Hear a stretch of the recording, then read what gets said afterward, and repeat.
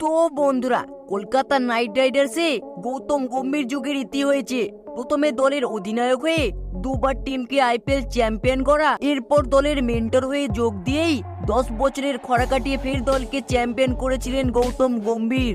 আর সেই থেকেই ভারতীয় দলের এই প্রাক্তন ওপেনারের নামডাক আরো বেড়ে যায়। তার নামডাক এতটাই বেড়ে যায় যে রাহুল দ্রাবিড়ের পর তাকে টিম ইন্ডিয়ার কোচ হিসেবে ঘোষণা করে বিসিসিআই। বর্তমানে টিম ইন্ডিয়ায় যুক্ত হয়ে বেশ বড়সড় পরিবর্তন করতে চান গৌতম গম্ভীর।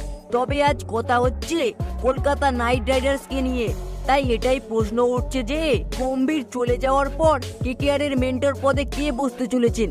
প্রথমে শোনা যাচ্ছিল যে টিম ইন্ডিয়ার প্রাক্তন কোচ রাহুল দ্রাবিড়ই এই দায়িত্ব সামলাতে পারেন, কিন্তু এখন খবর প্রকাশ্যে দ্রাবিড় নিজের পরিবারকে সময় দিতে চান বলে আপাতত এই দায়িত্ব নিজের কাঁধে নিচ্ছেন না। তাহলে কে হবেন কেকেআর এর পরবর্তী মেন্টর? তো বন্ধুরা, গৌতম গম্ভীরের পর কেকেআর এর মেন্টর কে? শাহরুখ খানের দল এখন বড় কোনো নামই ভাবছে, কারণ গম্ভীরের জায়গা পূরণ করতে হলে রাহুল দ্রাবিড় বা তেমনই কোনো বড় প্লেয়ার দরকার।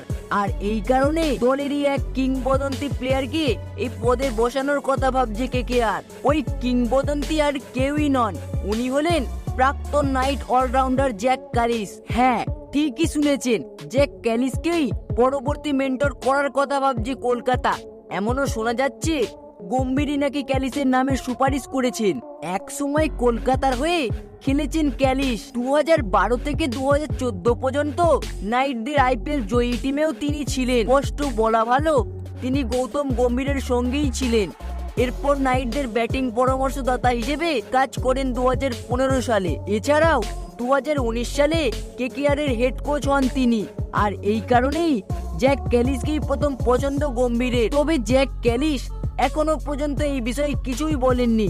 তাই কেকেআর এর আগামী মেন্টর কে হচ্ছেন সেটা এখনো ধোঁয়াশাই রয়ে গিয়েছে। তো বন্ধুরা, কলকাতা নাইট রাইডার্স এবং গৌতম গম্ভীর কি পরবর্তী তাদের মেন্টর হিসেবে জ্যাক ক্যালিসকে বেছে নেবেন নাকি অন্য কেউ? বন্ধুরা, আপনার পছন্দের কলকাতা নাইট রাইডার্স এর একটি মেন্টরের নাম অবশ্যই কমেন্ট বক্সে লিখে জানাবেন।